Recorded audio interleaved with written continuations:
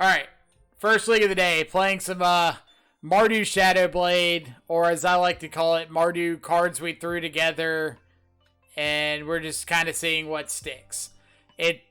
People have been playing like Kevin saying hi to YouTube, so hi from YouTube, hi from Kevin to YouTube, eventually hi from YouTube to Kevin. But people have played like Mardu Stoneblade, but haven't really incorporated like the Death Shadow package. We played it once last year. I think we went like 4-1 with it. But since last year, we've had the introduction of things like Ragavan Nimble Pilferer, Prismatic Ending, Cauldron Complete. So it's a bit of a different deck than it was before. In this league, we're just like throwing stuff against the wall and seeing if anything happens to stick. If any cards look particularly exciting. That's why you see all these one-ofs like the Fervent Champion, Ranger Captain, Seasoned Pyromancer. Lion Sash is a new one from Kamigawa. We've got one Prismatic Ending, Batter Skull in the War, blah, blah, blah, blah, blah. Mardu cards.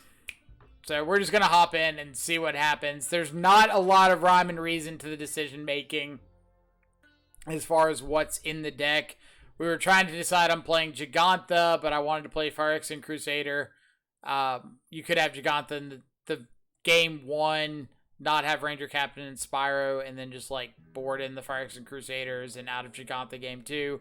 Don't know anybody out there who says they know what's right or wrong about Mardu Shadowblade specifically. Probably does not have a great idea themselves. So best case we can do in these scenarios is just jump in and see what happens. Like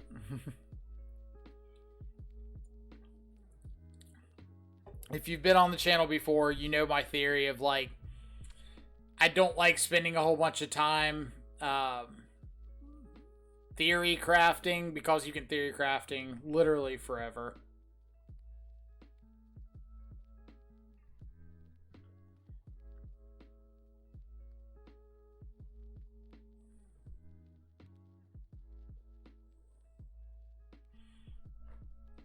I don't like going through that process of, oh, you should play this and not play this, and this is better, and blah, blah, blah, blah, blah. Because at the end of the day, nobody actually knows with archetypes like this that haven't really been explored that much.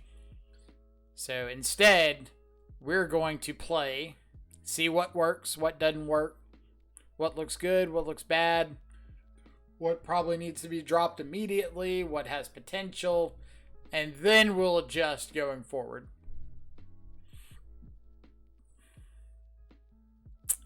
Like if we get a couple games in and say, oh, every single time I look up, I wish I had a Seasoned Pyromancer, then we could add more Spyros. Or, hey, I really don't want to be path to exiling my opponent at any point. Cool, let's cut the path and add a different removal spell. Or something to that extent. But any adjustments at the moment before we've actually played with it is just theory crafting, and you never actually know how that's going to play out. Like, I kind of wanted the Path to Exiles because it's a nice, clean one-mana answer to Murktide, which is a pretty big deal.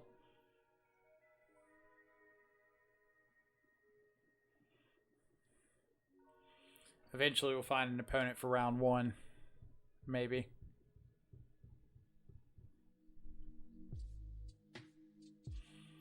Like, I don't even know if Sword of Feast and Famine is going to be good, but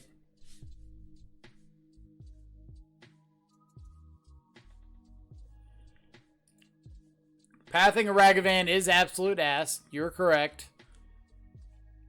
But that's also why we have, like, a bunch of non-path removal. Ooh, what do I think of you?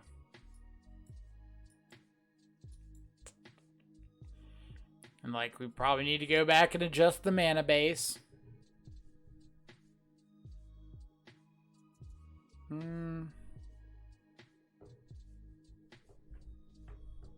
think I'm going to ship this. I've got 2 red cards that I can't cast. Even if I draw a red source, like, the hand's not that great. This is better. At least this, I've got a game plan of like, hey, hand disruption early, double shadow. I can cast everything.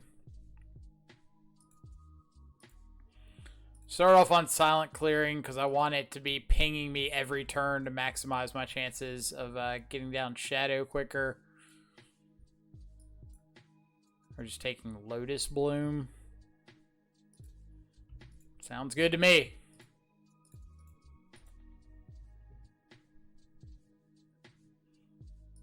Suspend Lotus Bloom.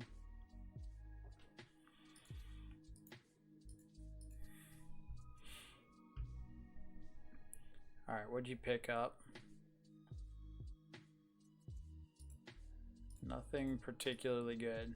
So this turn we can fetch and shock our Blood Crypt and then untap and play double shadow. Or not. That works too. Alright, so we know Path to Exile is going to be bad. Terminate's going to be bad. Everything else is relevant, at least a little bit. Lion Sash, probably not great. But at the same time, it can't just be a dude. And a dude's at least sort of relevant.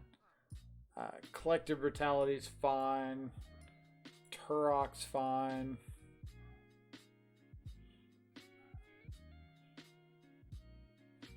Do I want Chalice?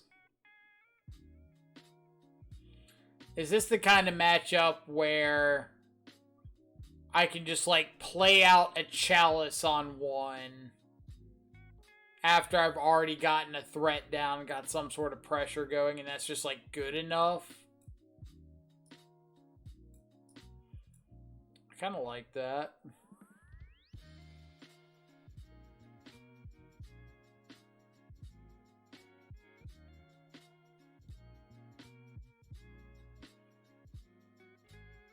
So, what am I boarding out? Just a couple bolts. Chalice is probably better than bolt. Prismatic Ending can hit like Phyrexian Unlife. Okay. Yep.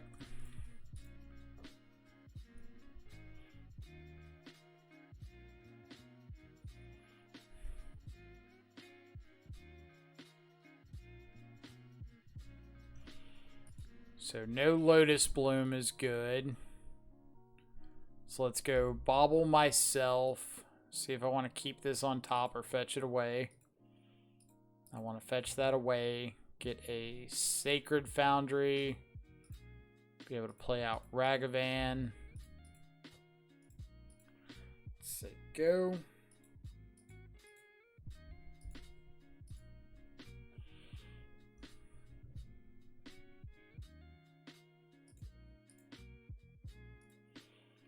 Prismatic Ending.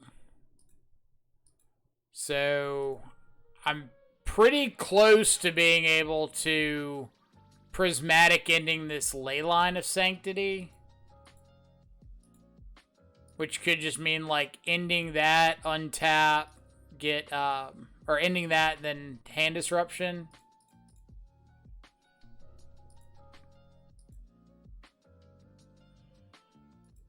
I want Feast and Famine.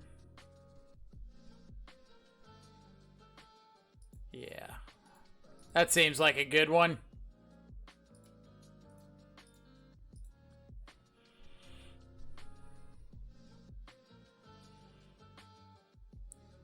So we go like Stoneforge in, Feast and Famine. Equip it to Ragavan.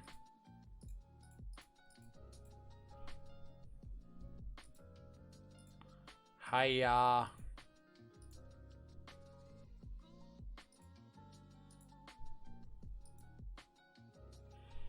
Get ourselves a nice little Lotus Bloom. And I think I'm waiting till next turn to prismatic ending. So I can just, like, ending, hit with Ragavan, untap, hand disruption.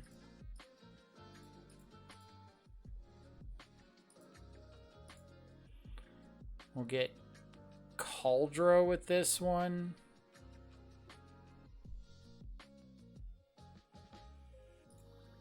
Yeah.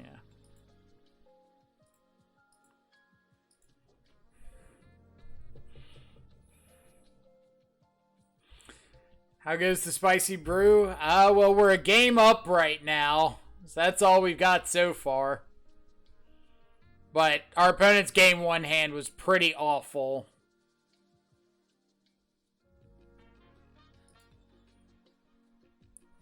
Alright, so let's maximize our mana. So we'll go prismatic ending here. White, black, red, or red, green.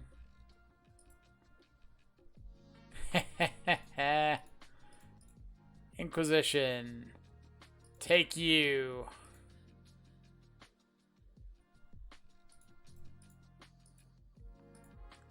I believe in you after they killed Harambe Adnals was just never the same. Oh, man. That's one way of putting it. So, Pact of Negation's gone. So now let's Thoughtseize, take the Adnals, play another... Yeah! Dismantled! Okay. Getting to prismatic ending a Leyline of Sanctity. Probably one of my favorite highlights of Ragavan so far. I'll admit that one. Top 3 Ragavan moment. WotC wanted to attack me personally and they succeeded. Adnos was my jam. I know a bunch of people that absolutely loved Adnos, like huge Adnos proponents. Like, since I played basically all shadow decks all the time, everybody here knows I've had a lot of success against Ad Nauseum in my Magic career so far. So I don't like that Adnos took a big hit.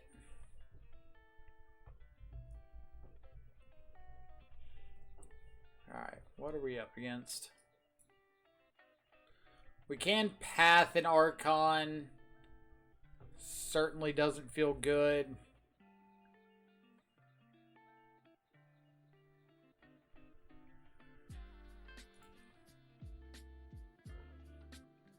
Alright, so Grief can't target themselves. So I think I just want to take the Tainted Indulgence.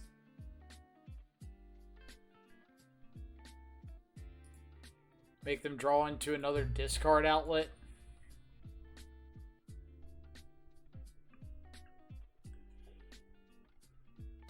Died for Tybalt's Trickery. Sins in the same ban list. They deleted the interaction that made it broken. It's clearly not even a little... I'm clearly not even a little salty about it. Not even a little? You sure? You sure? Not even a little.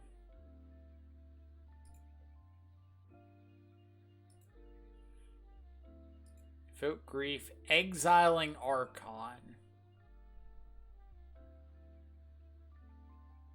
So I guess they're just going to try to take, like, Bolt Path and ride Grief to victory.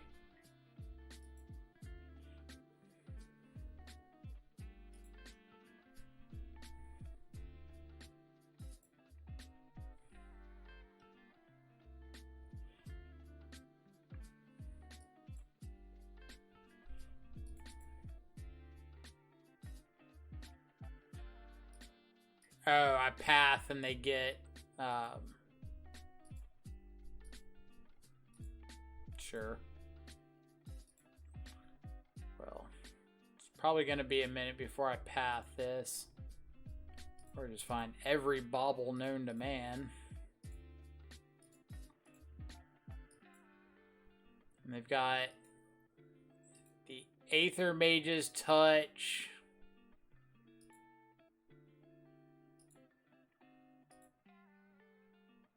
Solitude, Aethermage's Touch, Mole Drifter.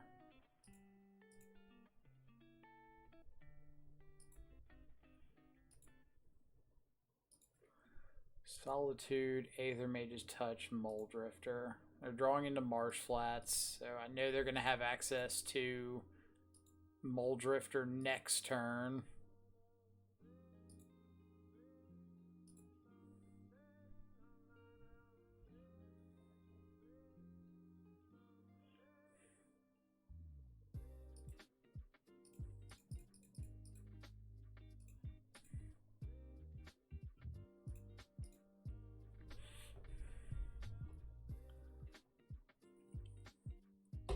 Could have gone for, like, Path the Grief on their upkeep.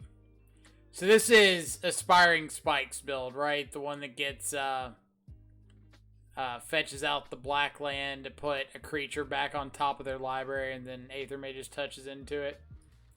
Monkey D. Luffy, thank you so much for the follow. Hope you're having an awesome, what is it, Thursday? Yeah, Thursday so far.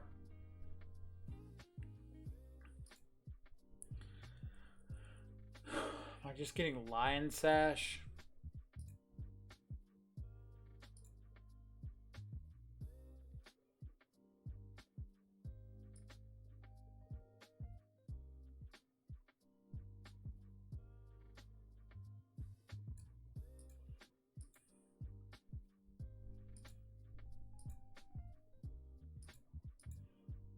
See, I'm a huge fan of the really good Mardu cards in the deck plan. It reminds me of Jund, except your card quality is probably better.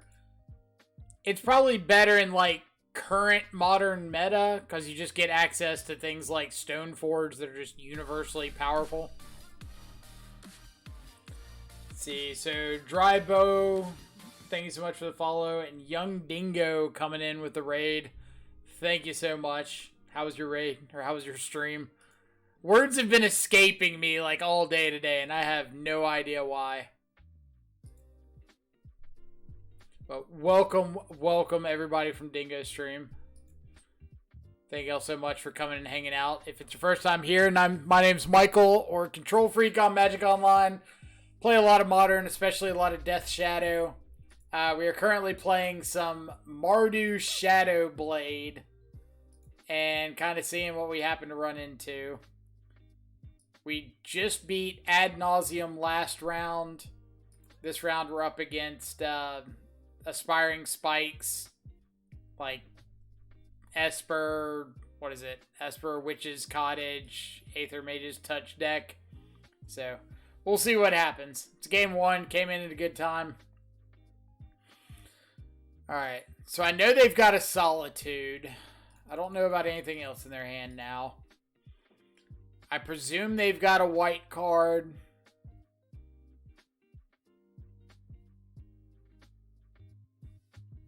I could strap up the sword and swing.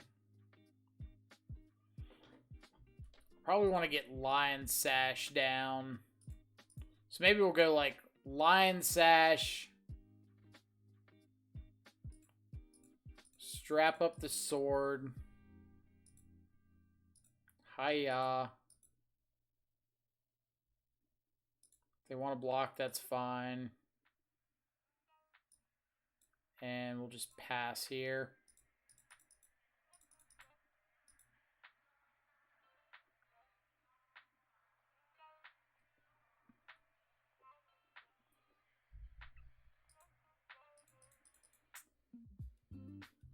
But yeah, if you're coming in to hang out, exclamation deck list in chat, or there should be a little like bar over there somewhere that lets you see the deck list. It's literally just like Mardu cards we had access to start this off. We don't really have a game plan yet since this isn't really a deck that a lot of people have tested or have ideas about.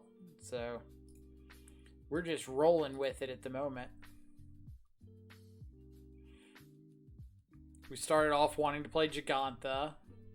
We're now no longer playing Gigantha. Assuming this is just going to be hard cast Solitude.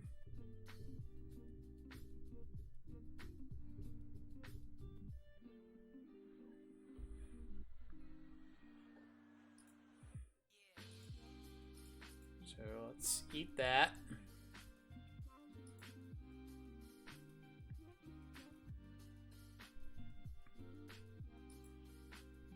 I, for one, am shocked. Shocked and appalled that our opponent would be casting cards like Solitude. It's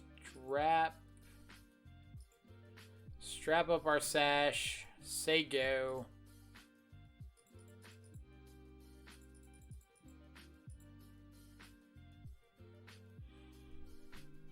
We do need to get something going before, like, hard casting Archon becomes an issue. Yep.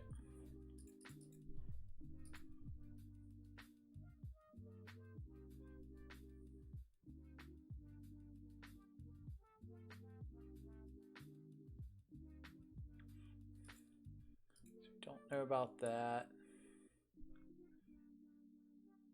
Aethermage's touch. So this is just a blind touch that whiffs. It's what you like to see. Just grow our sash a little bit. Hiya, hiya. Okay. So, crack in with our sash. Or our sash.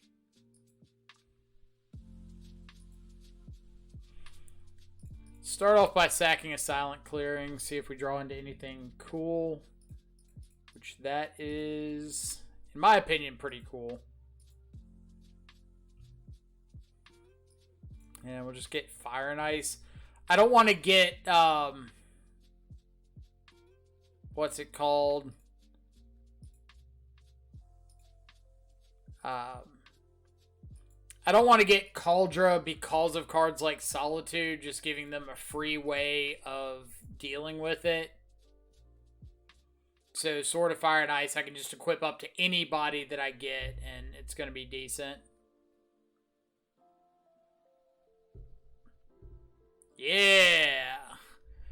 Mardu Shadowblade. Alright. Hearse is great. Soul Guide Lantern's great. I don't know. I'm guessing I want phyrexian Crusader. Like, it dodges Solitude. If they're running, like, Prismatic Ending, Teferi, something like that, it dodges that. Obviously does not dodge Archon. But it's probably still decent. Prismatic Ending looks really bad.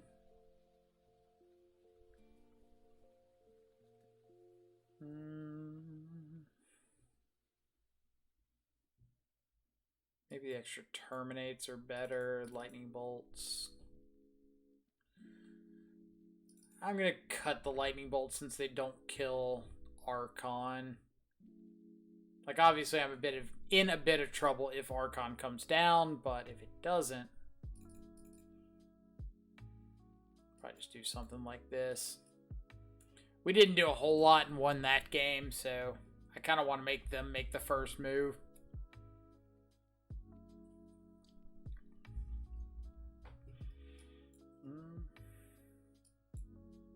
I'd like a second land, but it's hard to throw back a hand with like a redraw Soul Guide Lantern plus being on the draw.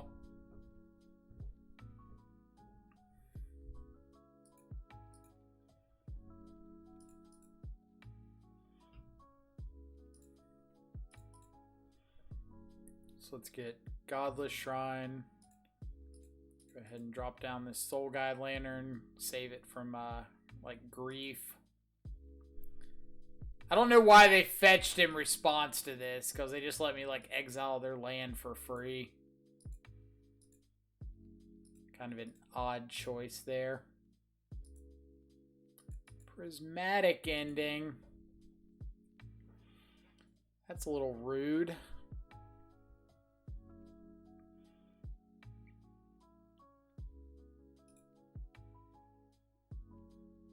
I don't know if there's a benefit to having this in my graveyard. I don't think there is, but like doesn't cost me anything to get it for free, so alright, so let's go Blood Crypt, say go, hold up terminate.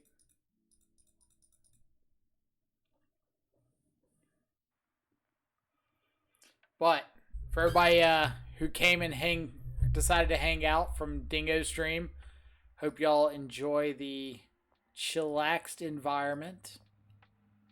Like I said earlier, appreciate y'all coming and stopping by.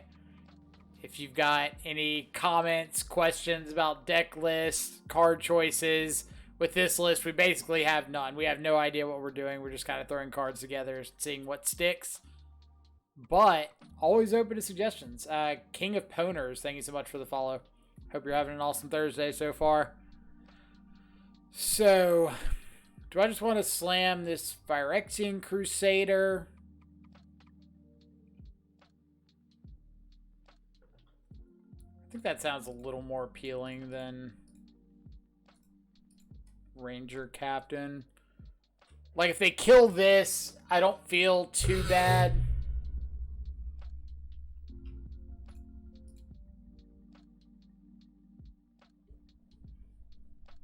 Like, I think my game plan is kind of just to find a way to overload creatures. Grief is fine.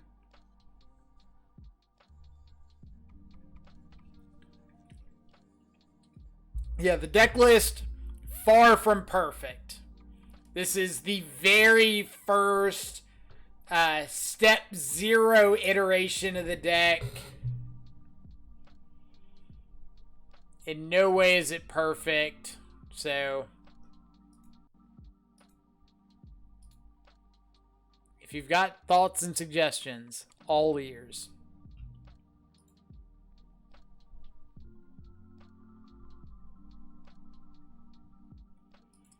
Opponent is down to 2 cards.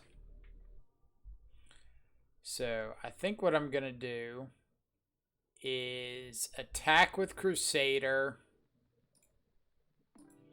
play out Ragavan, and plan on pathing this Grief on their upkeep. Like when they target it with, what's it called?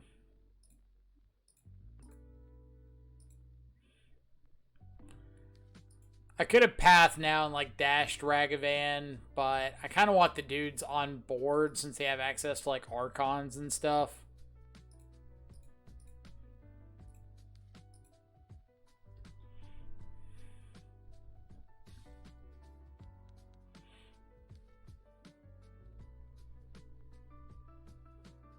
So we've got 3 cards in hand. They could like Mole Drifter and go put Mole Drifter back on top. That'd be really good.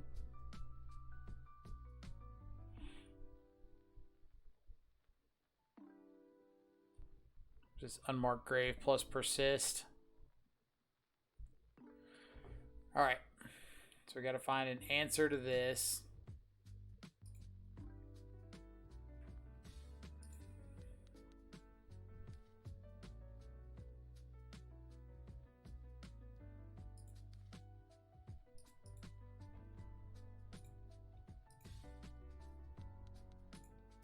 Yuck. So I can't play out the Shadow because if they Solitude the Ragavan, the Shadow would just die. Alright, so we're dead to this Archon. Alright. What's our plan going into game 3?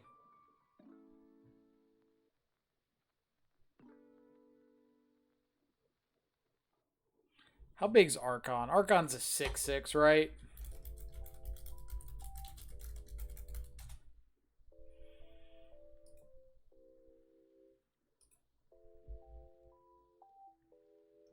Yeah. Trying to make sure I didn't want to try something cheeky like Batterskull Stoneforge loops to get around Archon.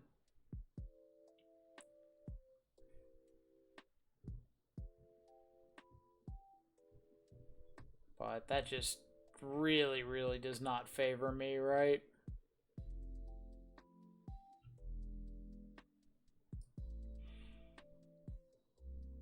If I wanted to bring in Brutality again. Just cutting Ranger Captain.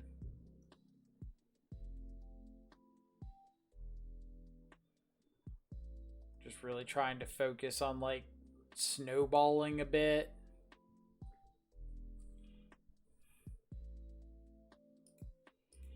Let's give that a shot.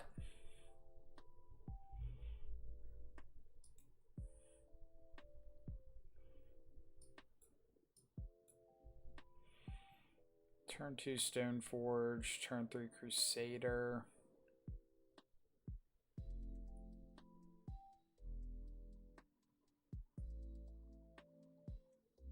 I don't think this is going to be good enough, but I really don't want to, like, aggressively mulligan against the Grief deck.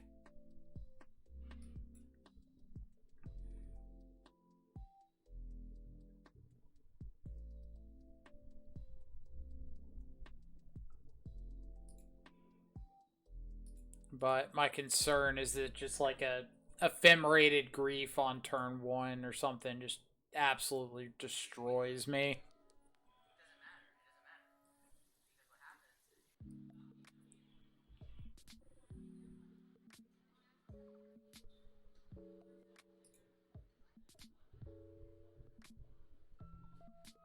It looks like they got it. Yep. That was the concern.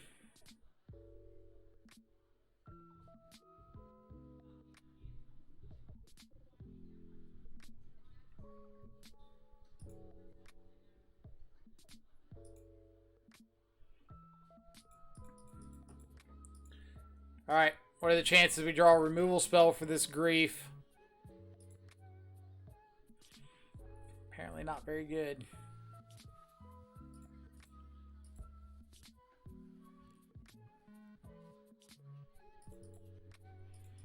Alright, so we've got to find an answer to this, like, in the next draw or two.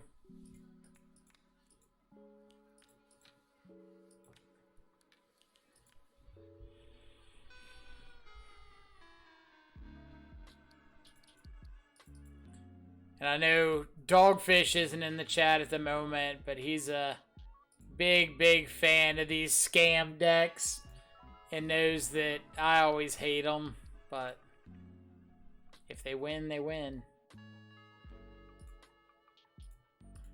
It's hard to say much against a deck if it wins.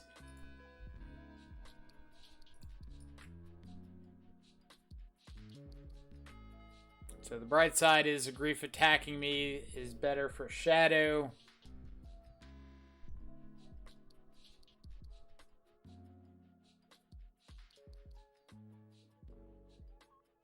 Maybe they're just sitting back. Nope. So I can, like, play out Shadow this turn, hold up Cracking Silent Clearing.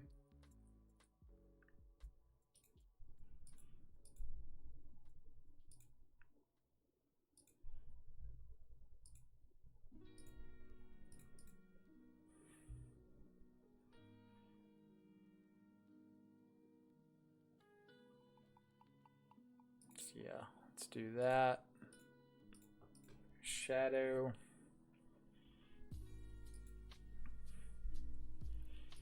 Actually, I should have gotten a Sacred Foundry off that so that I could tap. I don't think I boarded out my bolts. I did board out my bolts. Never mind.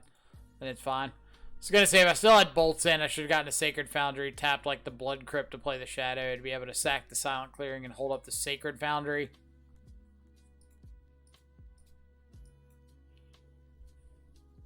So that if I drew either Path or, what's it called? I could cast them. Path or Lightning Bolt.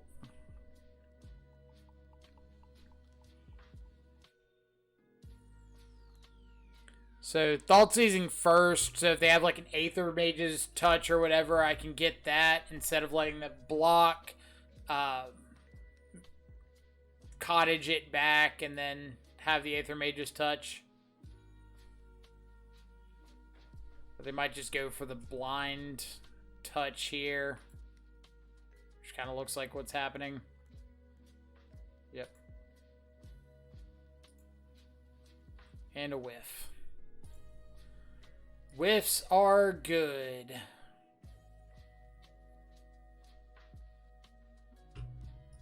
Solitude Archon. Let's take a Solitude, because I don't want that resolving.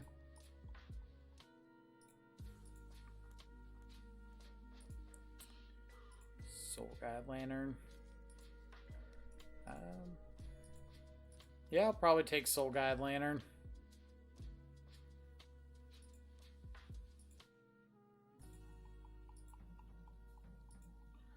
They've got Archon and an Unknown coming off the top. Really hoping it's like a land. Good deal. Alright, so they can cottage back Solitude here.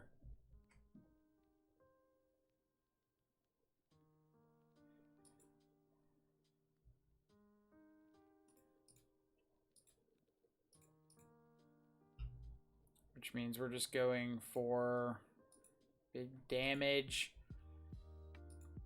Because if they cottage back the Solitude and exile the Shadow, like I'm going to go to 13 regardless.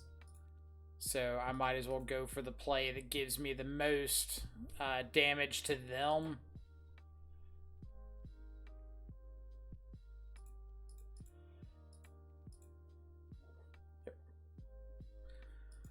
Alright, so that means they're at a functional 8.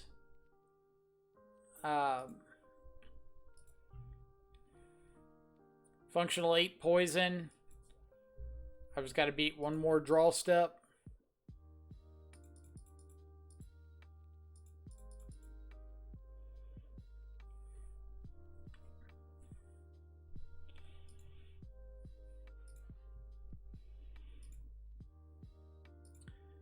And if that's the case, it's probably best to just hold on to this this Soul Guide Lantern. So they can't just like oops into Tainted Indulgence plus what's it called? Persist.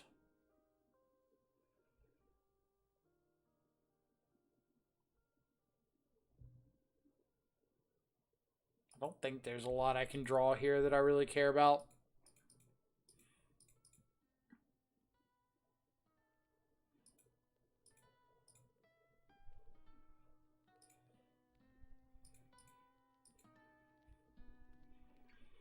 Is this going to be the little Crusader who could? Phyrexian Crusader coming in clutch. Love it. Love it, love it, love it.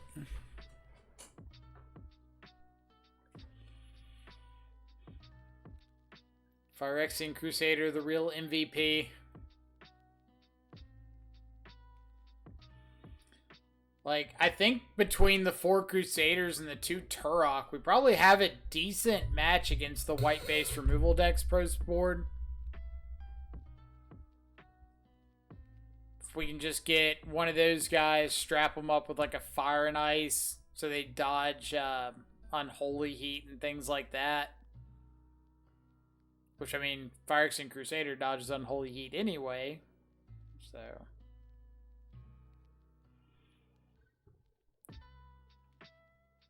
Crusader doesn't care about... What's his name blocking? Icefang Quaddle?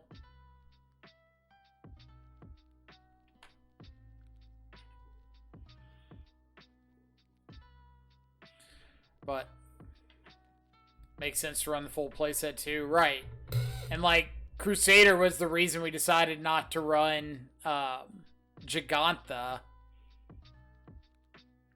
But again, I could see the Seasoned Pyromancer and Ranger Captain of Eos in the main not being that great. And maybe you just want Gigantha game 1.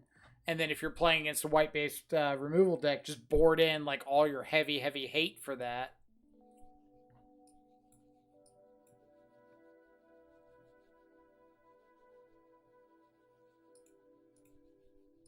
I think when I tried it, I only ran 2 or 3, and maybe that's why it was bad.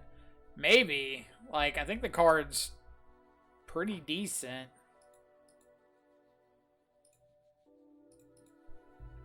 Alright, so let's get Blood Crypt.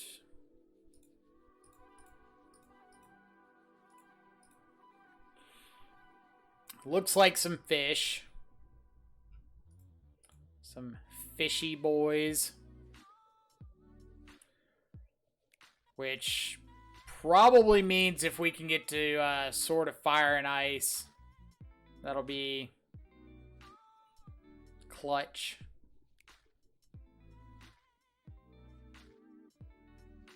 Are they going to offer to trade a Mutavault with a Ragavan? I will take that trade if they offer it up.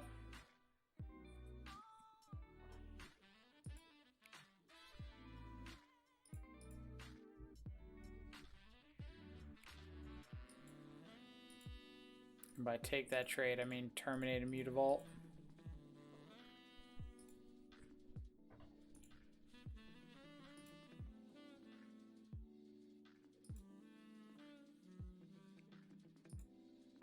Can't do much with you. But next turn we can go like Stoneforge double Shadow.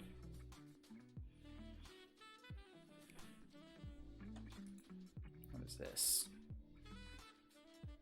Yep.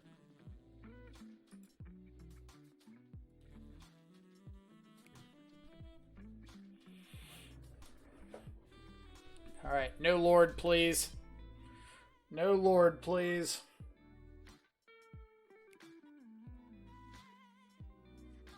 Actually, I guess I don't care about a Lord that much here. Because I still get to attack him with Ragavan and, like, make them do something about this. Spreading Seas is fine, because that's actually on the land I care about the least.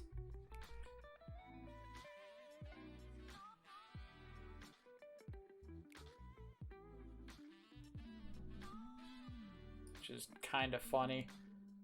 Ooh. Ooh.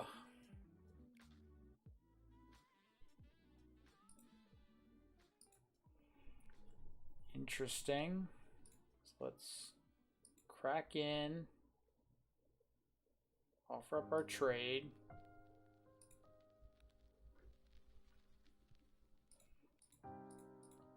Stoneforge. Go and get something. I guess we just get Feast and Famine. And maybe they assume we're not running a Fire and Ice.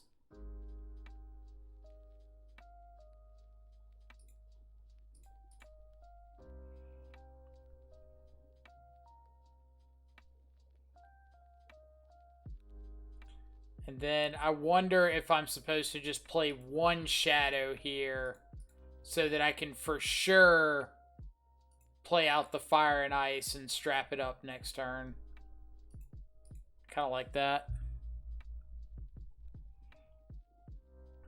Tick up Aether Vial to 3.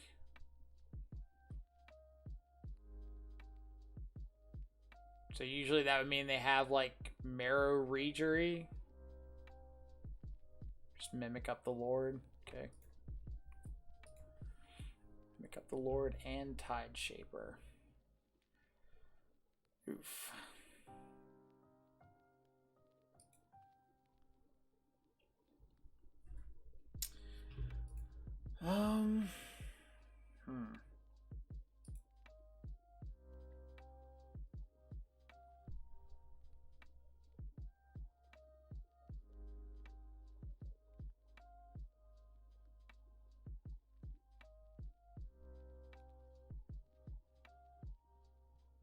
That's kind of gross.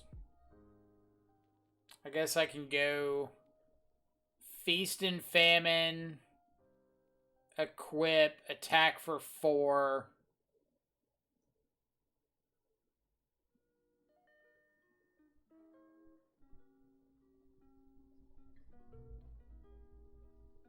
Four, 5, 6, 7, 8, 9, 10. Like, if they have a Lord, I'm just dead.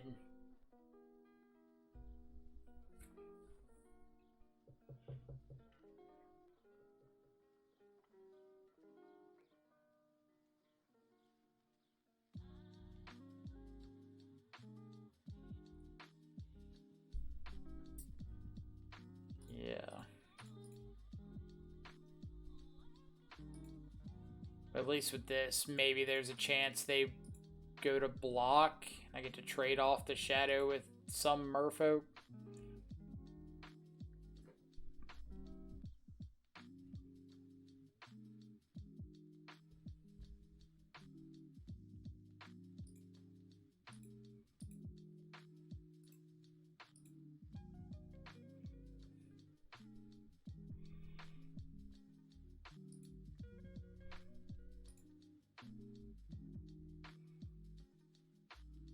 It's going to come down to whether or not they have a Lord as their last card.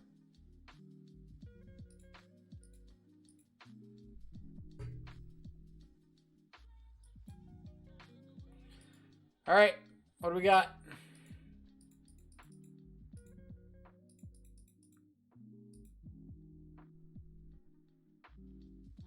Big bucks, no Lord.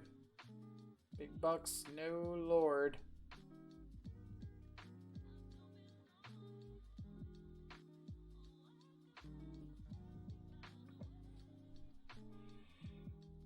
So if they're not windmill slamming a Lord, like if they don't have the Lord, they have to be careful about attacks.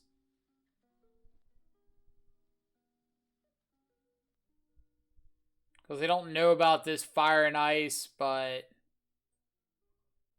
they can't just like swing in blindly.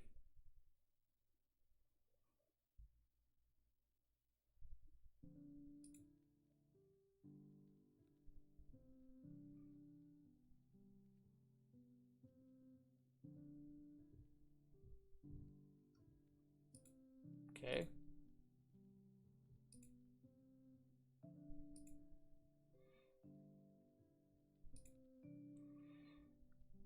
Alright, now do I have any way of winning? Yes, with that.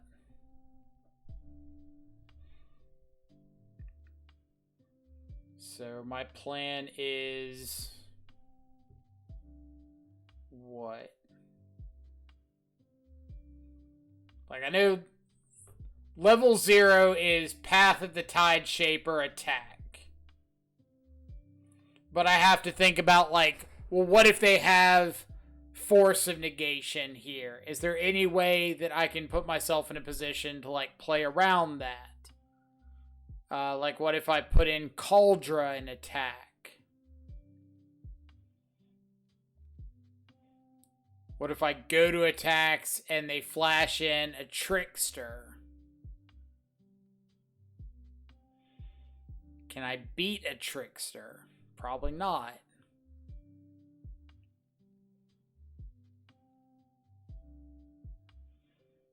Like, am I better if I just attack, they block, and I try to path one of the Lords?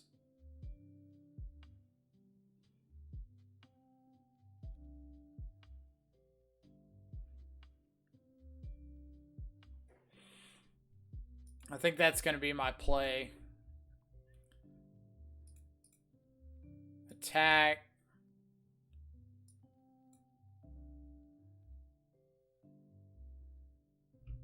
They block. Take their chunk.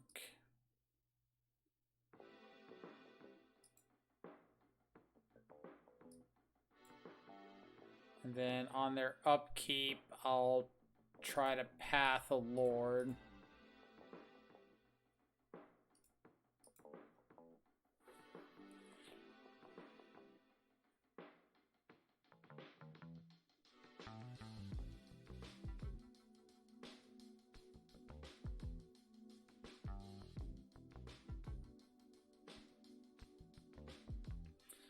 Sky Illusion, how's the Shadow going today? Well, we're currently 2-0 in this Mardu Shadowblade League. I don't really know how, but it's where we're at.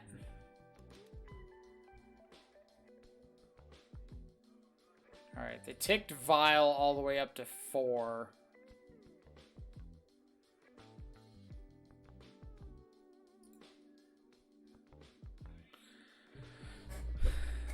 Your win rate with Stoneblade list are over 75%. Chat shouldn't be surprised. Well, you're not wrong. Alright, am I going Cauldra or am I going Sword? I'm going Sword, right?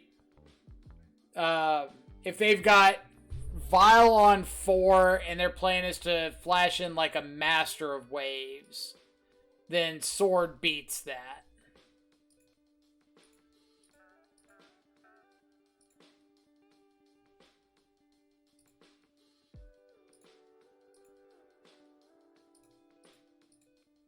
And we'll strap up this one.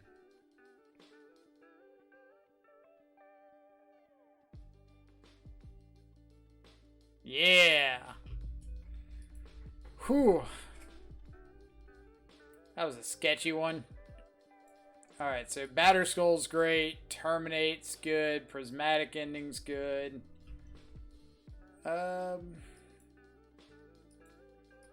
Maybe Brutality, just as a removal spell, but I'm not that thrilled about it. Do I want Crusader? Probably not. I think with all of their like spreading seas effects, that double black could be a bit of a liability. Which is why Croxa's not great.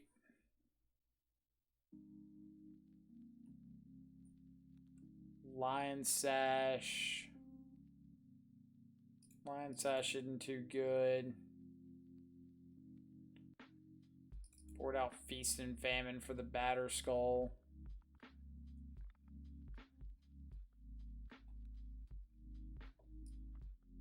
I probably want that over like a Thoughtseize. Alright, now is there any argument for like Feast and Famine over a Thoughtseize?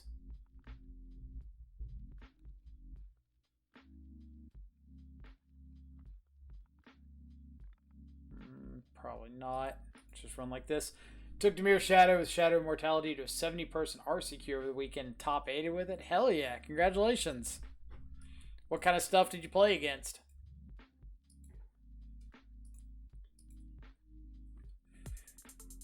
Give us the full breakdown. Mr. T2013, thank you so much for the Twitch Prime subscription. Welcome to the subscribers. Enjoy access to all of our sweet custom Death Shadow emotes. For the record, plug for our artist here. If you're ever wanting like your own emotes done or something like that, we've got a link straight down below. Like, let me pull up the channel here. Twitch.tv. Channel. So if you go like straight down over here, our emote artist page is here. You can go check out her work. She does a bunch of like custom art and prints and things, and She's really, really good. So, there you go. If you ever wanted to, like, put some stuff on your own page, get your own logo done, whatever. She's really cool. Love your Death Shadow YouTube vids. Appreciate it. Very kind of you to come say. You can give me, or let me do another plug real quick for that while we're in the middle of a league. I know. I apologize for the plugs today. We've been doing like a big social media push recently, so you might have to bear with me. But if you go to YouTube, the Control Freak has got leagues upon leagues upon leagues of every sort of Shadow content under the sun. So if you're wanting to see any particular build or something like that, it's a great place, cool resource. I might be biased, but I recommend it. Merfolk Trickster. Alright, so I think I'm just going to take Silvergill. Kind of cut into this 1-for-1 trading that they've got. Or do I want to take Dismember? Maybe I want to take Dismember to make sure our Ragavan survives. Yeah. I've changed my mind. Taking Dismember. And then I'll just pass the turn. I don't want to crack this Arid Mesa yet in case they've got like Tide Shaper off the top. I would really like to keep my white source around, at least momentarily. So Wara, their hand is Lord, Lord, Unknown, Unknown.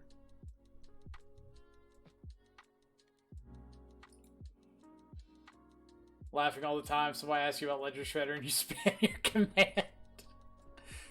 So, I feel bad about the command. Like, I honestly do.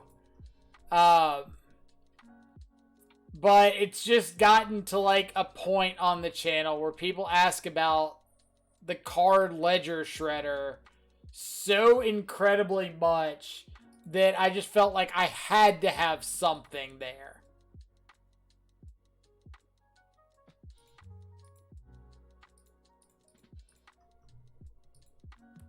Like, I just had to have, hey, this is getting a bit much. Maybe we can tune it down just like a little bit.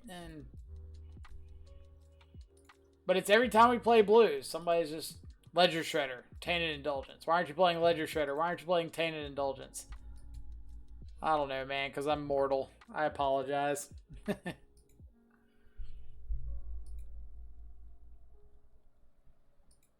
Tell me more about Ledger Shredder. I got you. Bam. More about Ledger Shredder.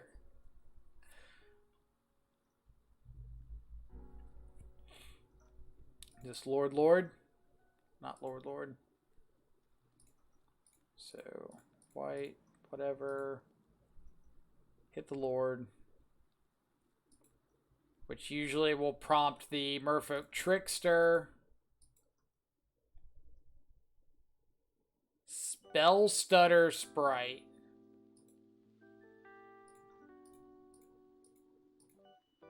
This man out here with Spell Stutter Sprite. Can I play this as the land? I cannot. Dang. That would be cool. Read it to me. I never learned how to read. I got you. Yes, I'm aware that I am or am not playing the card Ledger Shredder. If I am or am not playing Ledger Shredder, it's because I do or do not think it's a good fit for this build. If you think I should or should not be playing Ledger Shredder, you're welcome to present your case for why it should or should not be included. Until then, neither myself nor anybody else has enough data to say whether including Shredder or not has a significant impact on win percentage. We are saying that we don't know. Playing Ledger Shredder could be fantastic for this build. It could be terrible. I'm choosing not to play it. It doesn't mean that the card's unplayable trash. It doesn't mean that if you decide to play it, you are stupid and shouldn't be playing the game of Magic. It means I don't know. I don't have enough data to support one way or the other, and nobody else has played enough games of any particular build with or without Ledger Shredder to have enough data to support whether it should or should not be included.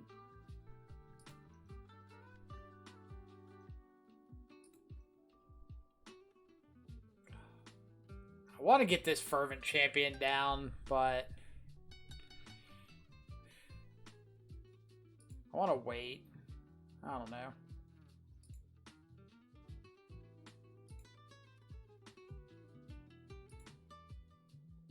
Let's see. I know the situation. You defeated Soren 2.0 and this person explained to you what cards in your deck is bad.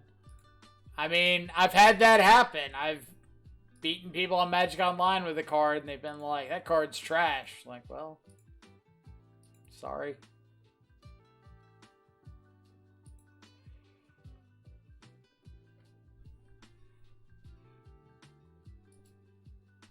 The Shredder thing is becoming worse than the Ragavan thing when MH2 came out. So yeah, the Ragavan thing was just, when MH2 came out, I was doing really well with builds that weren't running Ragavan. They were running Dragon's Rage Channeler. And every other comment was just like, why aren't you playing Ragavan? You need to be playing Ragavan. Ragavan's better. I'm like, well, I'm trophying with Dragon's Rage Channeler. So, like, I get that Ragavan's good, but if I'm getting, like, all of these trophies with Dragon's Rage Channeler, then maybe I don't want to just hop on the trade out of nowhere. Like, maybe I want to explore this option. And people are just like, no, Ragavan. Like, alright, I certainly get where you're coming from with that argument. Alright.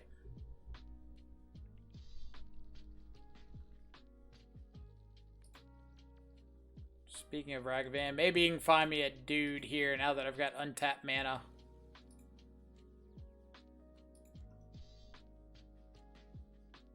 Aether Vial. Well, I'm going to play that out. For reasons beyond my control.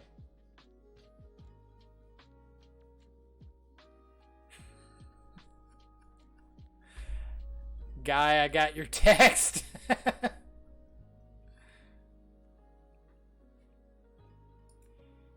Yeah, it's just that, like, Ragavan came out and I wasn't just jamming 4 copies in every single deck to start off, and it upset the masses. Yeah, I've got plenty of mana to work with.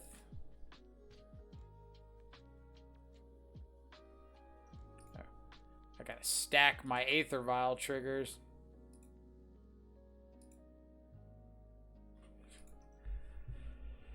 Okay. This is something, kind of. Creature. Yeah. That is a body.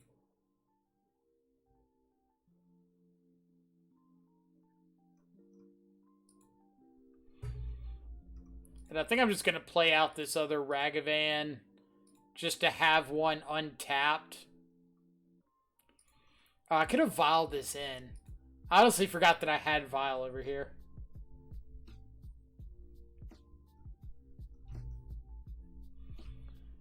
Oof. Brazen Borrower into another Trickster. Alright. So, what did we learn from that game? We need to find threats. That's what we learned. I think everything we did was okay. We found a ton of removal, which was nice. But we needed like a Shadow or a Stoneforge, Spyro, something like that to help us like close out the game.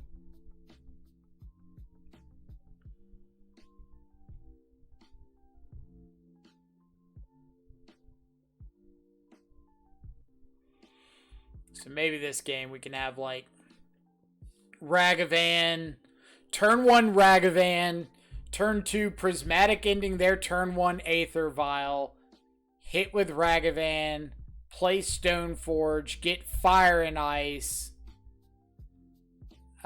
Turn 3, they play land, Silvergill, we untap, play. Don't have a treasure token. Turn 3. We Inquisition, take a Lord, Lightning Bolt the Silvergill, attack in with Ragavan. Into their turn, we put Feast and Fire and Ice in. Yeah, this is game 3. Ragavan, Prismatic ending for their turn 1, Aether Vial. Yeah, this is the first league of the day, so we don't have a last just yet.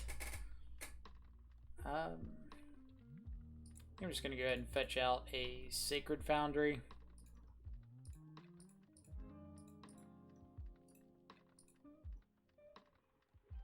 And then they go turn 1, land Aether Vial, pass. We draw Stoneforge Mystic and have turn 2, Prismatic ending the Aether Vial plus Stoneforge.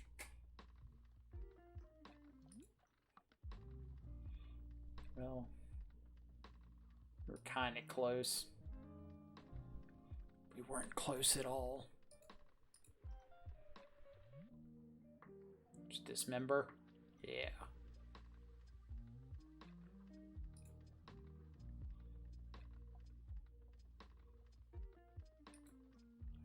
So, Blood Crypt lets us play out Ragavan, hold up Bolt.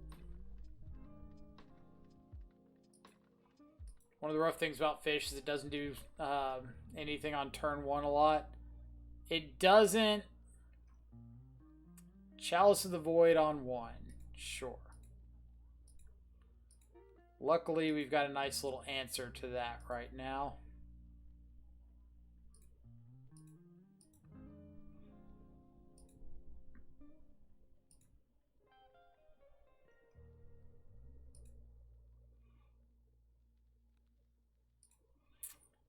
Alright, so let's go ahead and hit this. It's less than or equal to. So yeah, we can go white, red, whatever. Prismatic ending that. Say go.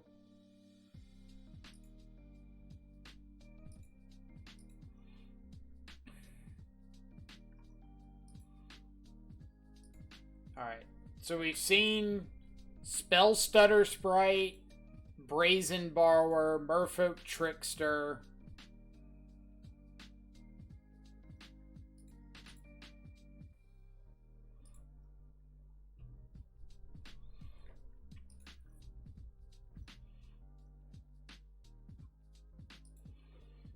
Speak of the Devil.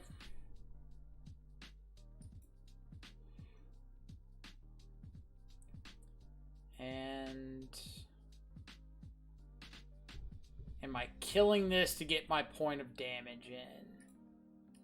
Yes.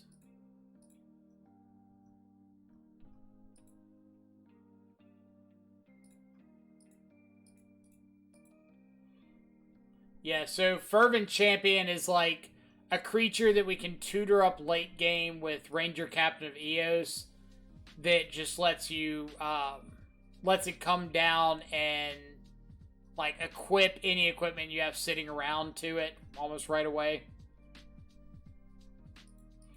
Would I save Terminate for Sviolin? I haven't seen Sviolin in either of these games yet, so I don't really want to like save save a spell for it if I don't even know they're playing it.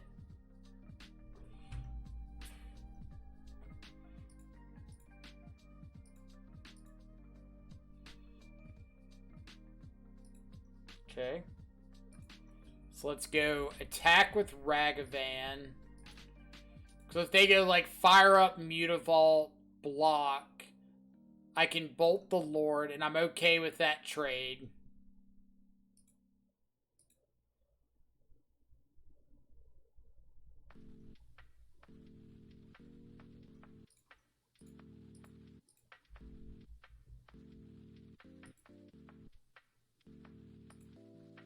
Because again, I'm just getting like double shadow down here.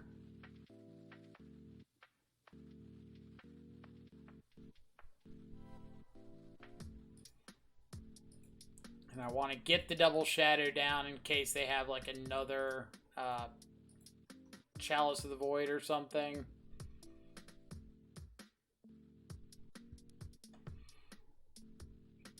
Yes, but I don't think I've seen any builds that don't run it. This is fine both ways. I mean, they could have it.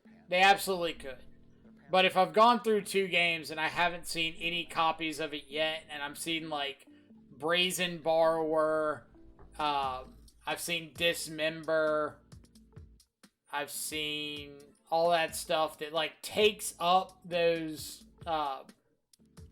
slots,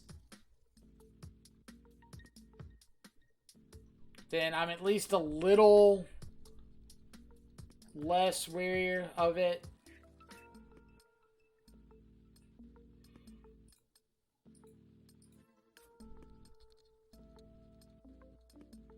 I'm gonna double block.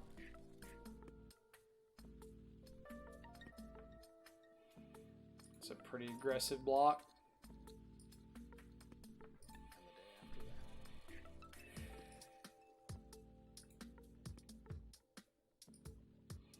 I mean, if I could find like a fire and ice, that would seal this up. Kira's fine.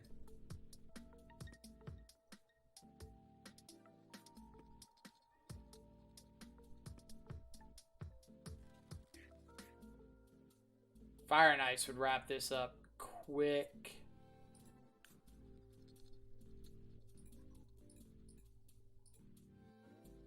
I guess we all have future pants. They're pants we're going to wear tomorrow. And the next day. And the day after that. And I'll attack with Shadow, because if they want to trade Kira for Shadow, I'm okay with that.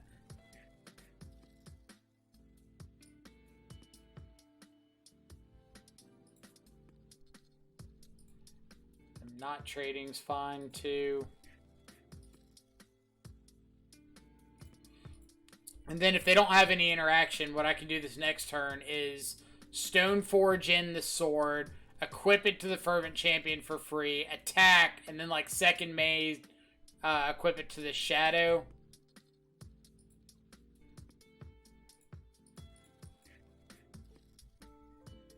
So let's put the sword in, equip it to the champion for free, attack with the champion, no block. Okay, so we'll shoot you.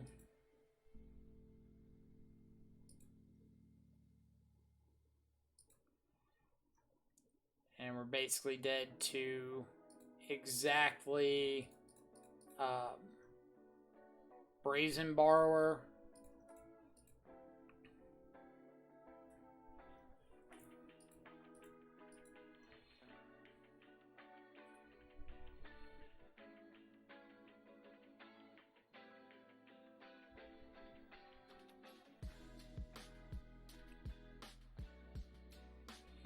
I guess they could try to go wide.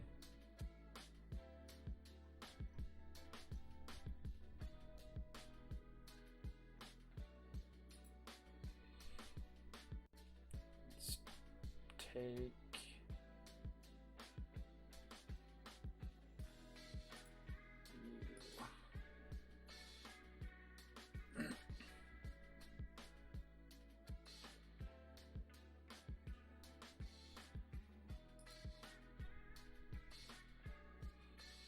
Alright, so what does that do for me?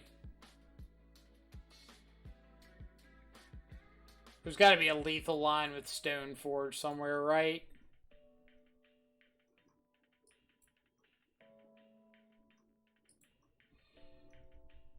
Like, am I just getting Cauldra? So if I get Cauldra, putting Cauldra off this Stoneforge, move Fire and Ice to Fervent Champion, it's 3 lethal attackers, right? So, putting Cauldra.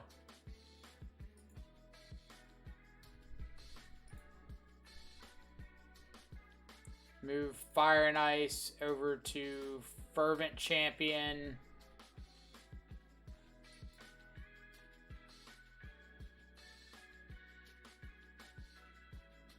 And any of these guys connect and it's lethal.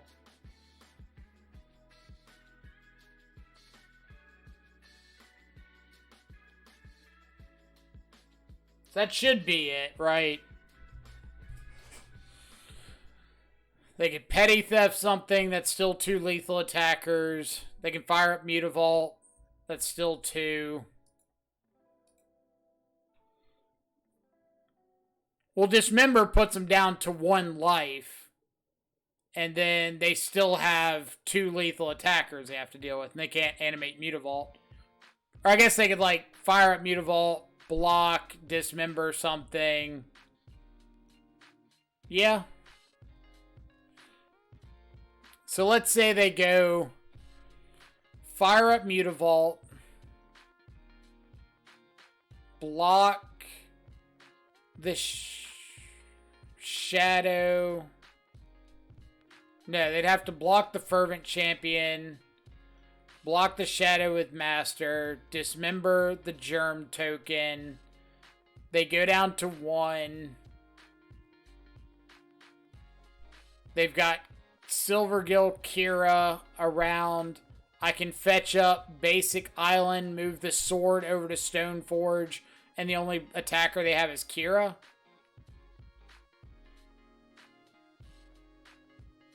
So yeah, I'm still winning that, even if that's the case. So, because then they have to have a way to get the... They have to have a Lord plus a way to get the untapped Stoneforge out of the way that's not blue. So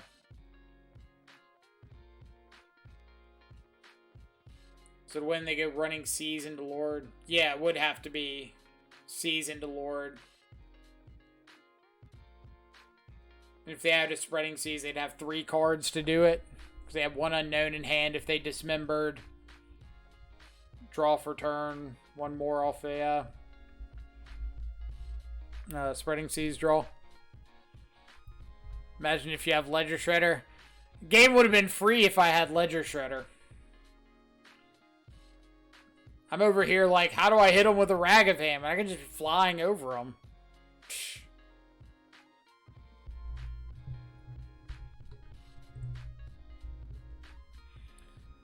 I'm like doing Rain Man calculations in my head to figure out, well, if I get Cauldra,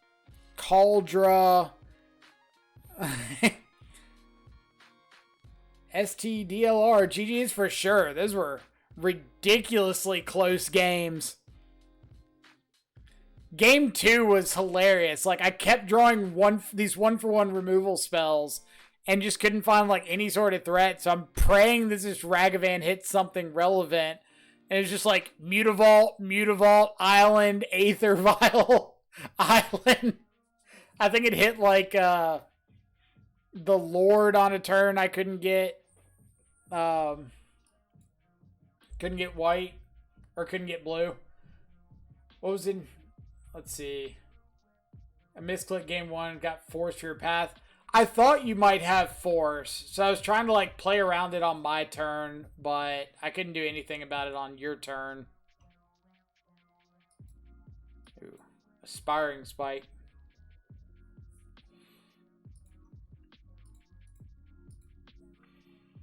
Would City of Brass be good in the Shadow / Ragavan deck? So we played a 5-color brew yesterday, or not yesterday, a couple days ago, that had mana confluence in it. I'm not going to go as far as saying it was good, but it was something.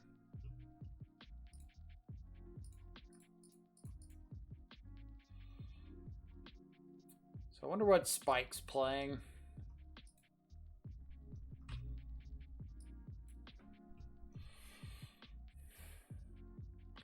Like, if I see Spike in Marsh Flats, my initial guess is he's playing the Esper Aether Touch deck or whatever that he played yesterday. But if I was going at this in the blind and I saw Marsh Flats, I don't think I would get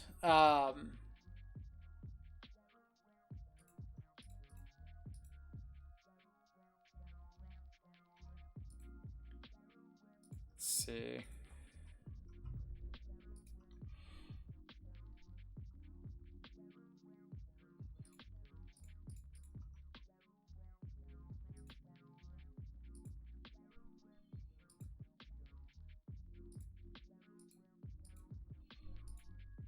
Could have Solitude.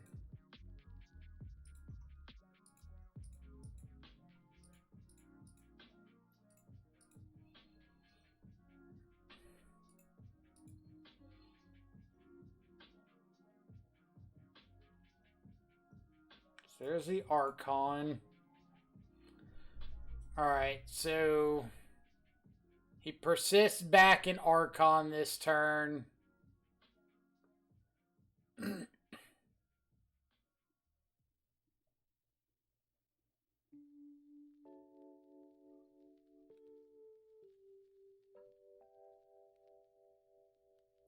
rid of the germ, sure.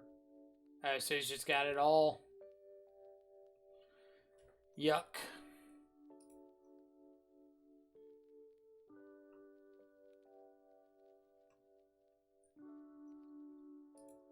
Mark Gravefront Burial Rites.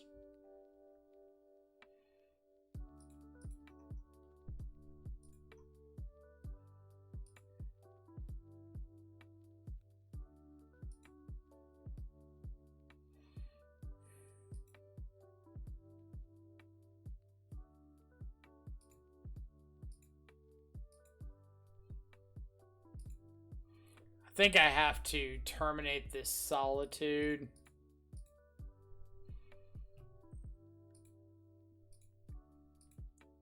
Can't unmark grave or unburial rites, or he can't unburial rites this turn.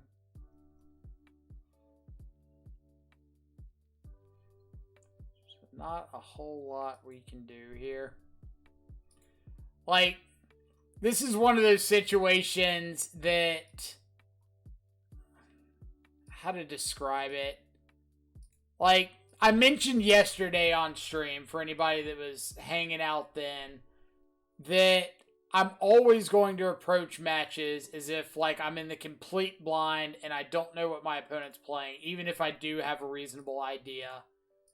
And this is kind of one of those situations of, if I wanted to be a dick, I could have gotten Lion Sash off that Stoneforge Mystic, because I feel there's a really good chance he's on this deck since he just played this deck yesterday. But I think that's in poor taste, because it's like using this information that you wouldn't have in a public setting to make a prediction on what your opponent's doing.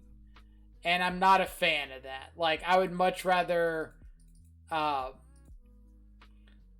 much rather treat the match as if I'm in the blind, which if my opponent chose me a Marsh Flats, I'm assuming like some sort of black-red deck, And Sword of Fire and Ice is a really good choice there because it protects my guys from the removal. Where like Lion Sash is okay, but it's not anything crazy.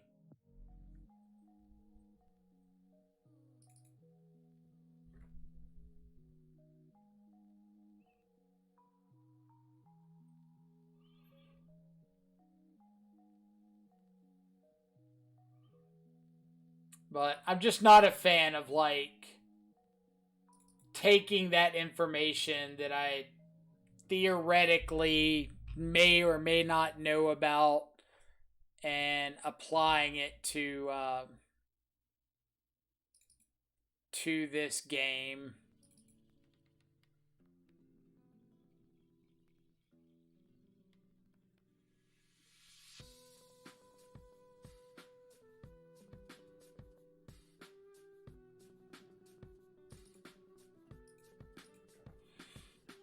Like, I like treating games like they're in the blind game one against somebody that I've never played against before. Because I feel like if I do that, then I'm more prepared when I go into, like, an actual tournament setting.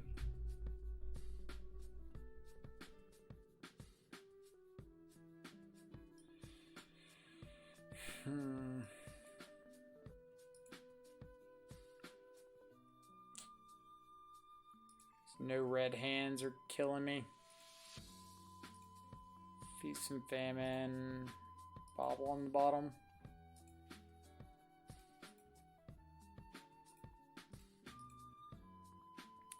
Does an MTG bot show the last 5 over your opponent? It does, but I never check it. Like, I don't like searching up my opponent or anything like that. Like, I'm not against people that do that, but it's not my cup of tea.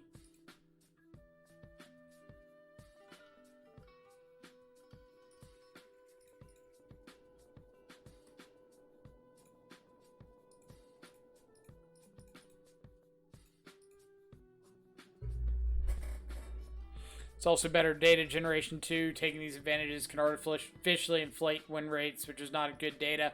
Agreed. Like, if I'm going to play a match, I'm playing it with the assumption that this is how it would play out if I were in a big event. That way, like you said, I've got more accurate data when I am in a big event.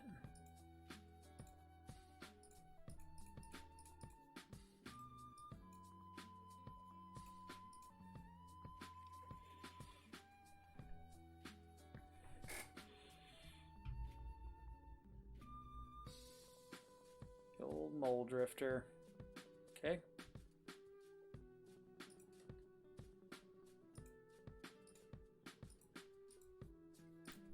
Get that little Crusader.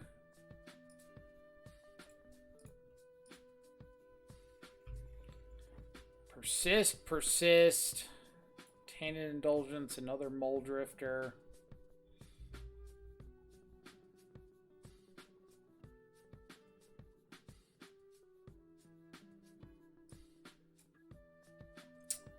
Pretty good hand.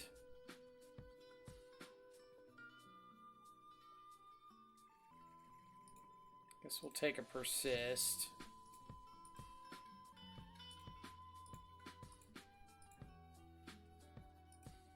Okay.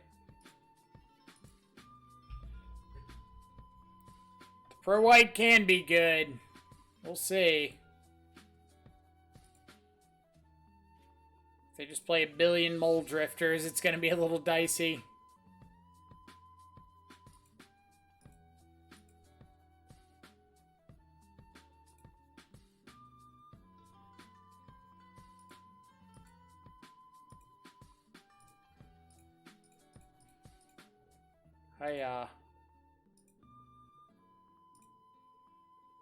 That's a pretty good draw.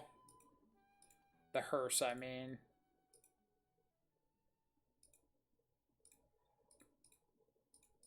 Hiya.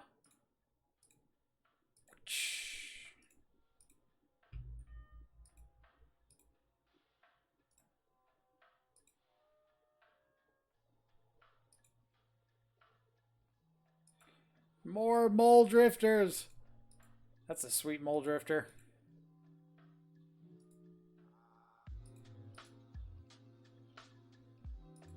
Third persist. Okay.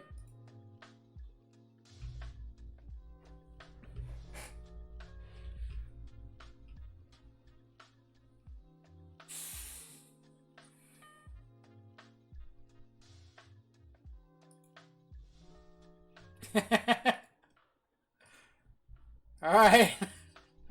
Heard you like phyrexian crusaders.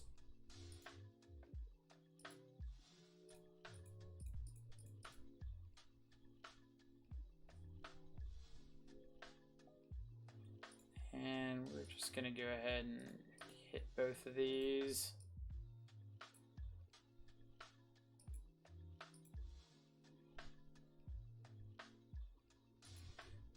Come on, Spike, be nice. Be nice. You've only had 75 persisted mole drifters.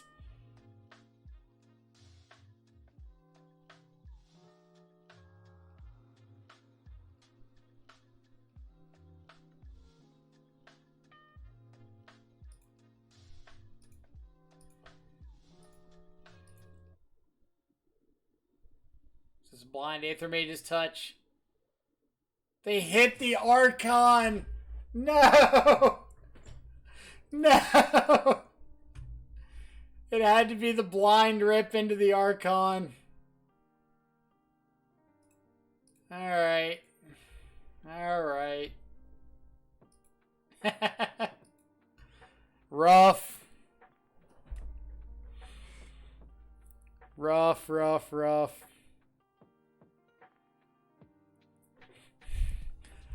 I might go hop into Spike's chat and tell him GG's real quick. If he's still streaming. So.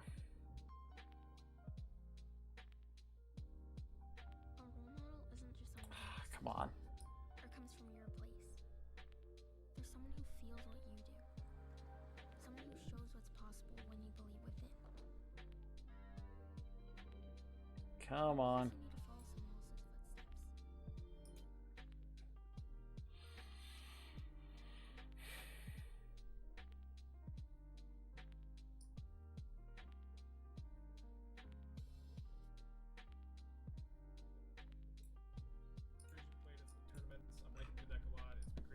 Two trophies on stream with him today. Two trophies on stream today, which is pretty exciting. Liking the deck a lot. And that's gonna be it today. I'll be back tomorrow. I think I'm gonna raid one of my favorite streamers, the Happy Hob. The Happy Hob is currently trying to beat 7 games in a row. Sekiro, Alright. Elden Ring, Demon Souls, Dark Souls 1, 2, 3, and Bloodborne. Well, I said my GG's. Maybe he notices, maybe he doesn't.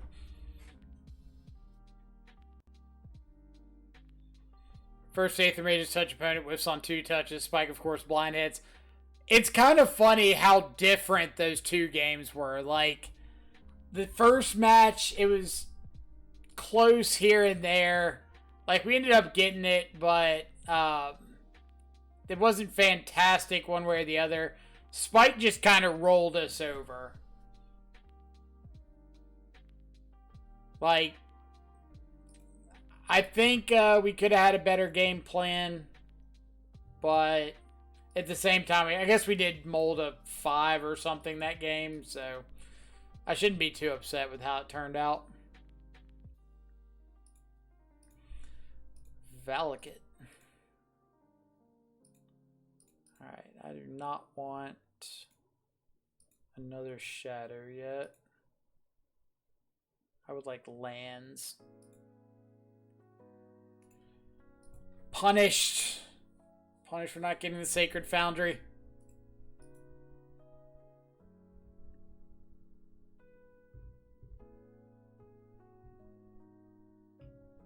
This is Temur Scapeshift.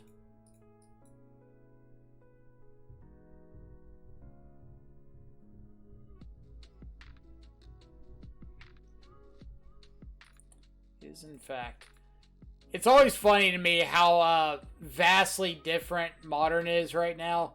I've talked about it a couple times where you have a matchup. You could go 5 straight matchups of Prismatic Ending being like the absolute nuts card to see. And then that 6th one is going to be Prismatic Ending is just absolute trash tier. And that's kind of what it is here. Like, it's absolutely awful in this spot. Like, obviously not hitting lands is more awful, but really, really not great for us. Let's bring in stuff that clocks.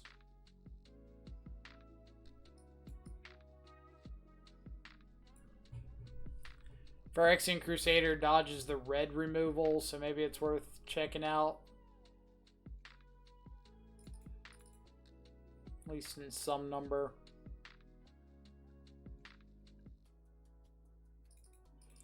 Definitely don't want Path. Terminate's a little better than Lightning Bolt. Lion Sash can eat like fetches from Ren and 6. And it might just be like a big enough dude to get out there. So I don't think I'm against it. Prismatic Ending looks terrible. Let's go with this. I would love to play first. Alright. Roll with this. Get a Blood Crypt. Get Ragavan down turn 1. So if they don't have an answer, we can just get like Phyrexian Crusader down under any interaction. If they do have an answer for Ragavan, then we can like Brutality on turn 2 or something.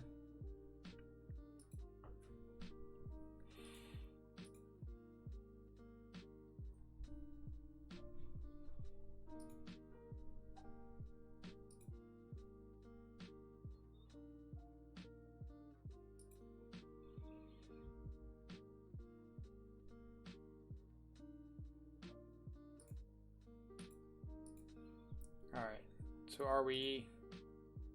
I guess this is going to answer our question for us. Just whether we were getting down Crusader or not.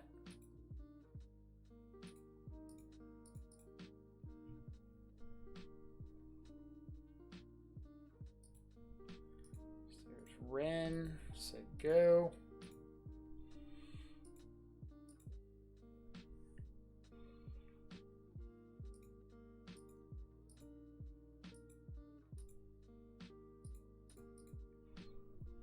Get Godless Shrine off this.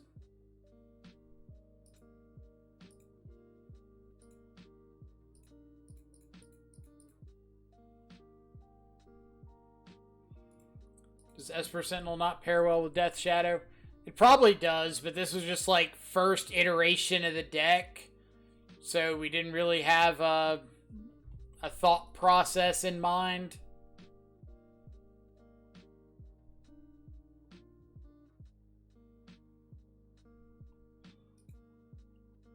But I mean, I'm fine with trying out Esper Sentinel in the next iteration. I love the card.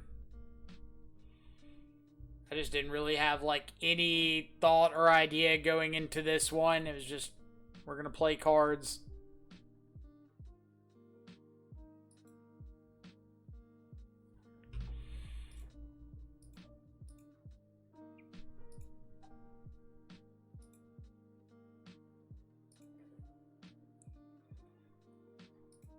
So, what are you drawing into? Growth Spiral. Okay.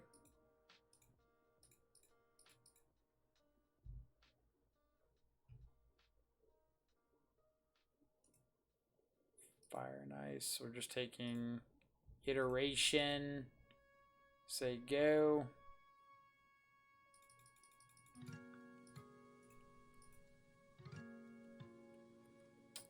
Ranger Captain.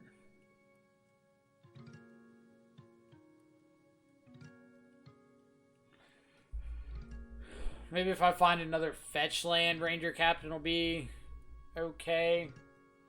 Or I guess I need a couple fetch lands because I don't want a Ranger Captain for a shadow and then them just like fire it. But if they do nothing here and try to like hold up ice or veil or something, then I'll go for Ranger Captain.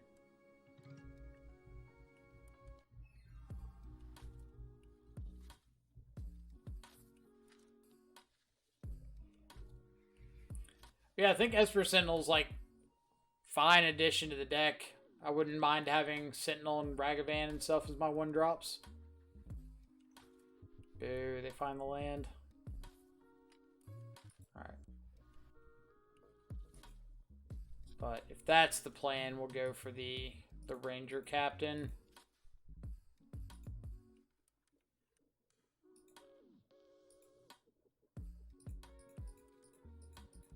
Hiya.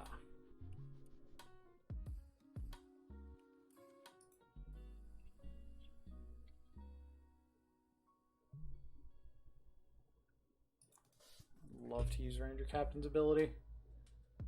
We'll just get another shadow.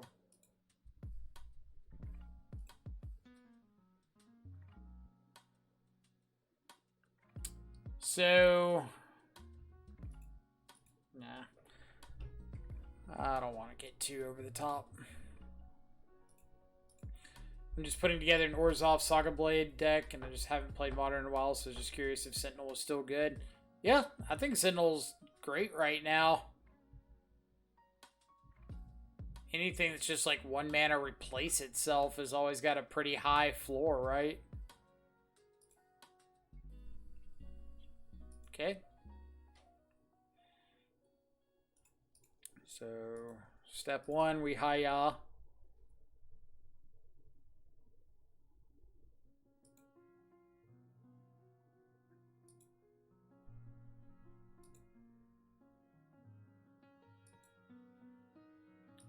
Step 2, we double hiya. Hiya number 1, hiya number 2. Say go.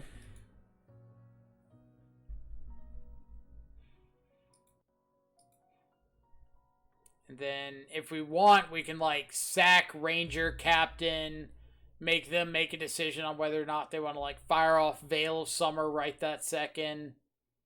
And if they don't, we can terminate.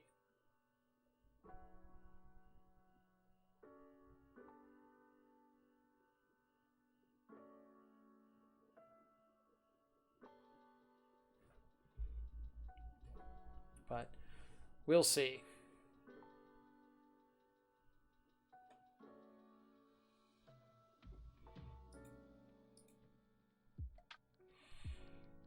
If they're not going to do anything, I'm not going to do anything.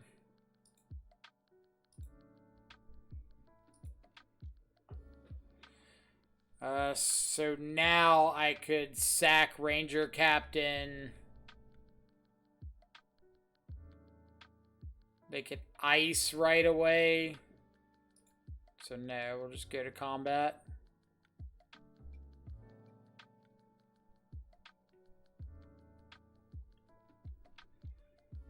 Assume this is just going to be ice a shadow, draw a card.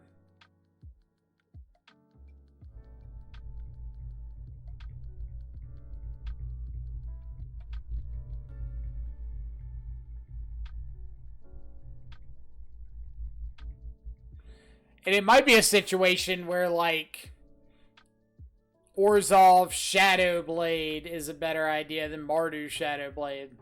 Like, you get Ragavan and bolts and stuff, terminate, but maybe just, like, the black-white core is better.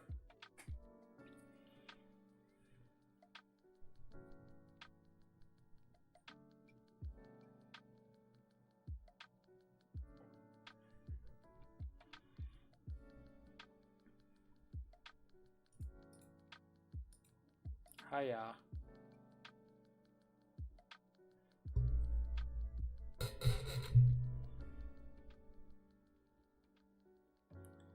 So this is... Am I supposed to put them down to...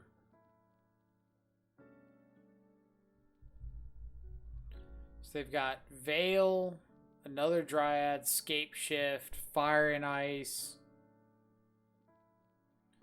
This is currently dealing 7, putting them to 4. I can fetch and shock and put them to 1, but I'm dead to like double bolt, but they've already used a bolt. So...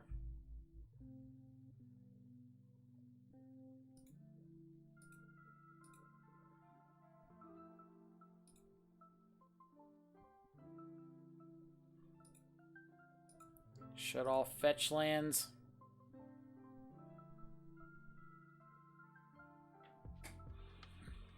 If you got double bolt, you got double bolt.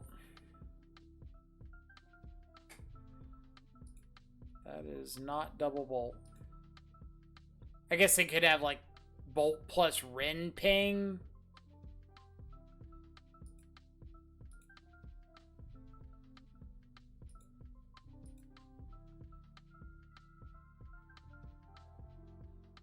If they could just got triple Fire and Ice.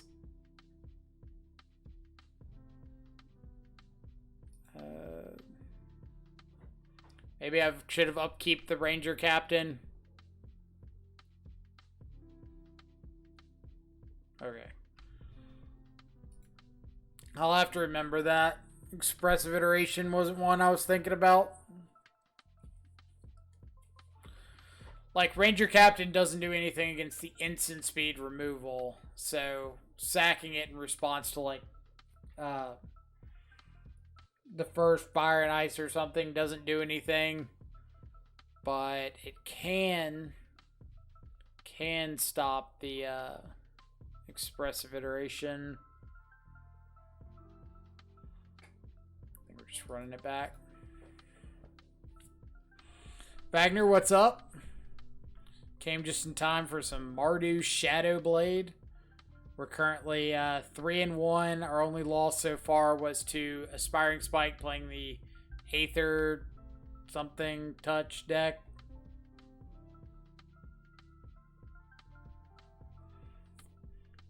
Which we beat the same deck in like the second round or something. And then played against Spike playing it round 4 and just got demolished.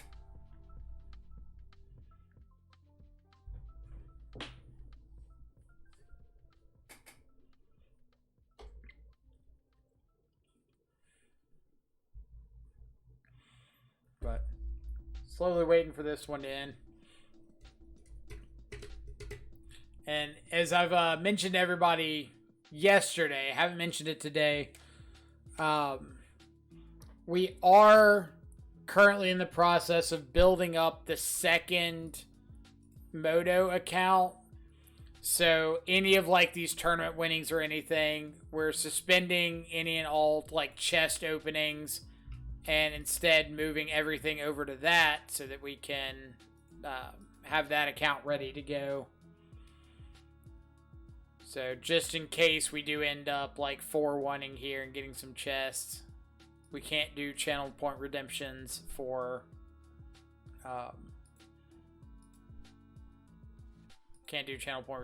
chest openings. I don't think I mind a second stoneforge.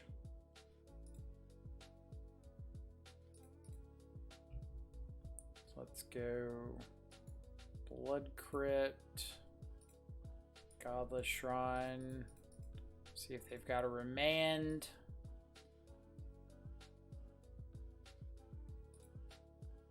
Get Feast and Famine. So we can start working on their hand a little bit.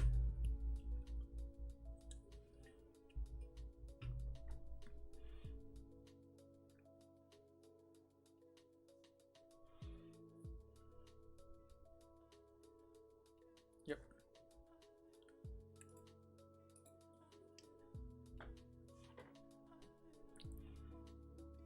It's a reasonable chance we're just not going to be fast enough here.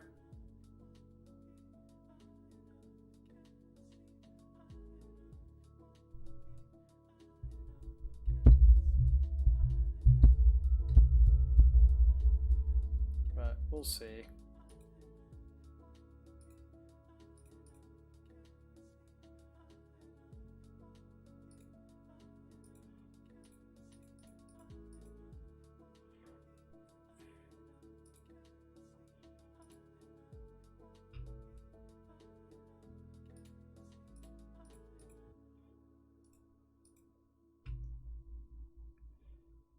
Maybe we are. It's going to depend on the next draw or two.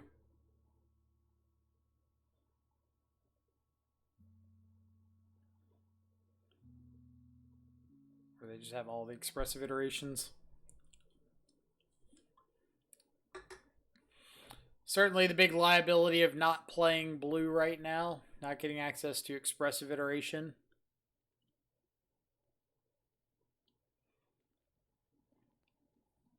Oh, I gotta do my my call to action, so bear with me while opponents making a decision on their iteration.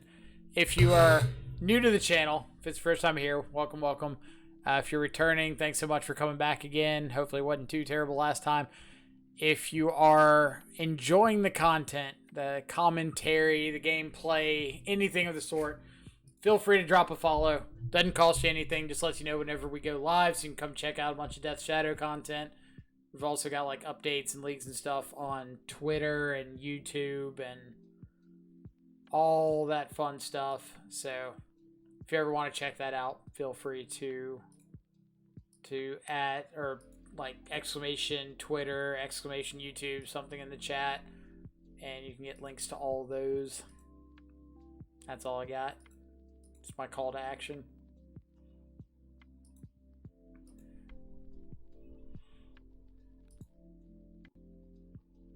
It's a very, very well thought out, extensive call to action, I know.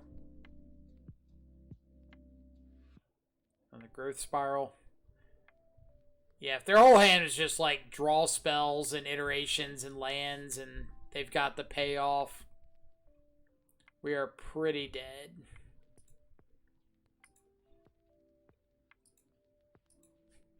The hope is always when you're playing these non-interactive variants is that our opponent is like whiffing on something somewhere.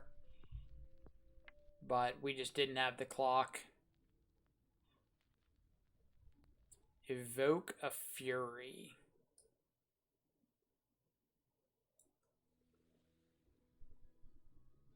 Okay.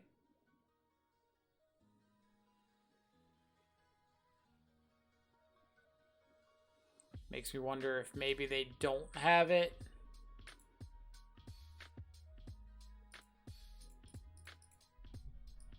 Put in Cauldra.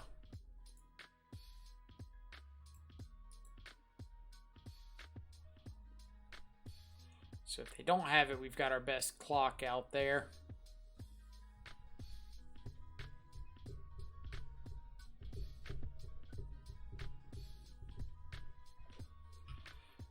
Titan.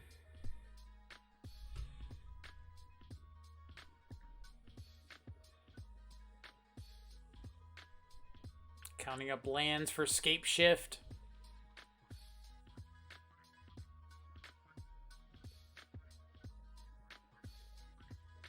Yep.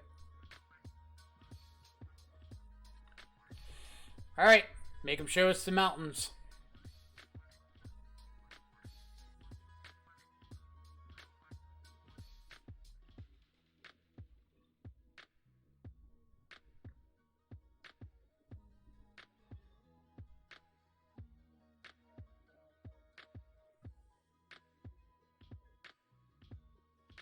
That is a lethal number of mountains. All right. Good job. So 3 and 2 with less than optimal Mardu Shadowblade, which I think is pretty positive. Like, we can make some fairly easy adjustments.